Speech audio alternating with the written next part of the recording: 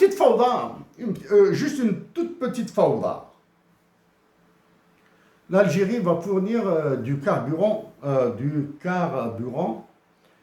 du fuel pour le Liban. Je suis heureux pour les Libanais. Très heureux pour les Libanais. Okay. Je dis simplement aussi que l'Irak est plus proche du Liban, que l'Arabie Saoudite est plus proche du Liban, que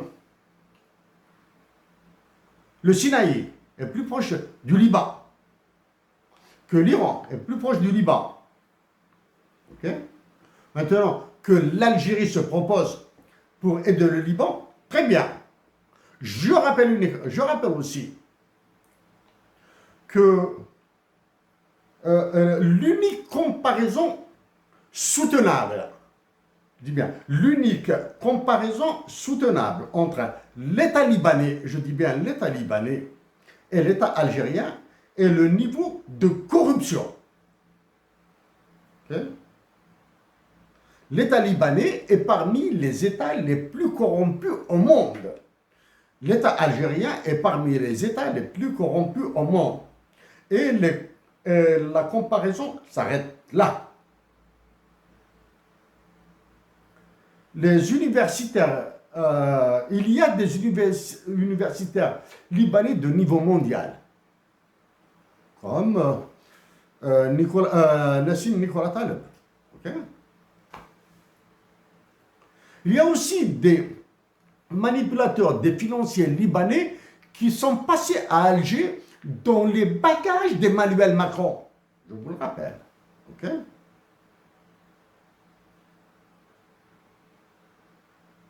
Et dans toute, là, comme l'a dit Donald Trump d'Emmanuel Macron, là où il se met, ça devient de la merde. Comme ça, ce sont les mots d'Emmanuel Donald Trump sur Emmanuel Macron, hein, ce ne sont pas les miens. Hein. Tout ce qu'il touche, voilà exactement les mots de Donald Trump. Tout ce qu'il touche devient de la merde. Everything he touches, it becomes a shit. Ça, c'est Emmanuel Macron. Trump et Macron. Donc, être solidaire des Libanais, très bien. De la nation libanaise, très bien. Donc là, on revient à la Palestine. Y a-t-il des niveaux de folie pour dire que l'armée algérienne interviendra en Palestine? Ça, ce sont les... Bon, d'abord, il y a deux. Il y a le niveau de débilité, d'inconscience de celui qui les a prononcés. Et il y a un autre niveau. C'est un niveau légal. Ce qu'il y a dans la Constitution. La Constitution nous revient en plein gueule, là. Hein. Constitution écrite, soi-disant, par des Algériens. L'intervention de l'armée algérienne à l'étranger. Ah mais, les États-Unis, la France, l'Angleterre, Israël, le Qatar, les Palestiniens eux-mêmes, les Russes, négocient pour trouver des solutions. L'Algérie veut aller se battre pour libérer la Palestine. À vous le dire, les soldats algériens, ce sont mes frères et sœurs. Hein. Ils ne seront jamais de la chair à canon. L'armée algérienne, si je deviens réellement président de la République, l'armée algérienne ne sera jamais la chair à canon pour les autres. Hein.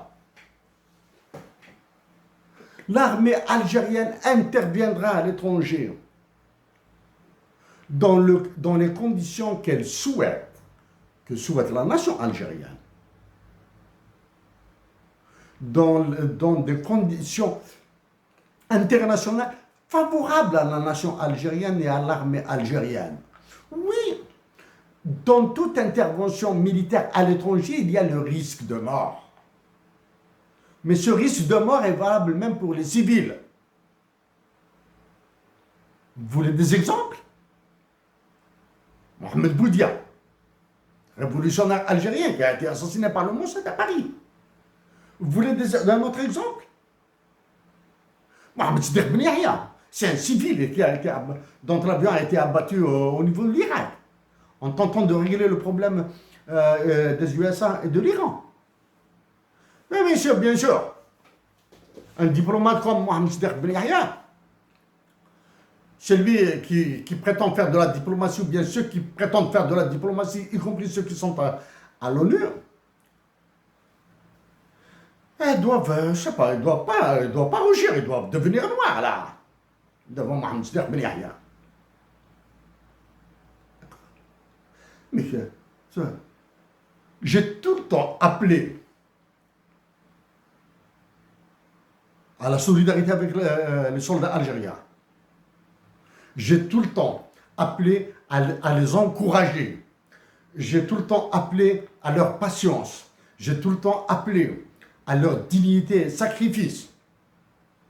Mais je vous promets que si un soldat algérien aille faire le feu là, aille faire la babale au Niger, au Mali, au Tchad, ou en Égypte, ou en Palestine, là, je vais appeler à un soulèvement.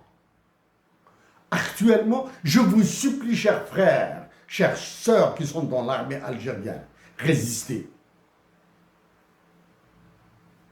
Si vous devez partir à l'étranger, vous partirez comme vous le souhaitez, comme le souhaite la nation algérienne et comme l'exige le droit international. Ok? Oui. Ça, c'est pour le côté palestinien. Pour la Palestine, ça fait longtemps depuis que je l'ai dit, et je l'ai répété dans mes intentions sur ce que je ferai si je suis le président de la République. La nation algérienne, j'engage des discussions, dialogue et négociations avec les Israéliens, quitte à passer par du troisième, deuxième niveau, quitte à passer par des organisations parallèles. Parce que celui qui vous fait peur là, celui de Mouradia et les généraux ils ont peur de prononcer son nom. Le terroriste, le criminel de guerre, le nazi, lui-même nazi, Benjamin Netanyahu, ne sera pas éternellement responsable de l'État Israël. Arrêtez de confondre les sionistes et les Israéliens. Ça, c'est le premier. Chose grave. Tant que président, je refuserai de rencontrer Netanyahu. Probablement. Hein? Mais j'enverrai une délégation pour rencontrer une délégation israélienne. Ça, c'est la première. Deux, il y a des Palestiniens il y a des Israéliens d'origine palestinienne qui sont allés en Israël. Trois, il y a des Israéliens de descendance algérienne qui souhaiteraient visiter leur pays, la terre de leurs ancêtres. Donc, ils sont les bienvenus chez nous. Ça, c'est pour la question d'Israël. Chers compatriotes d'Algérie, chers frères et sœurs d'Algérie, أثمثني ودي السماء يقلن الصحراء للجزائر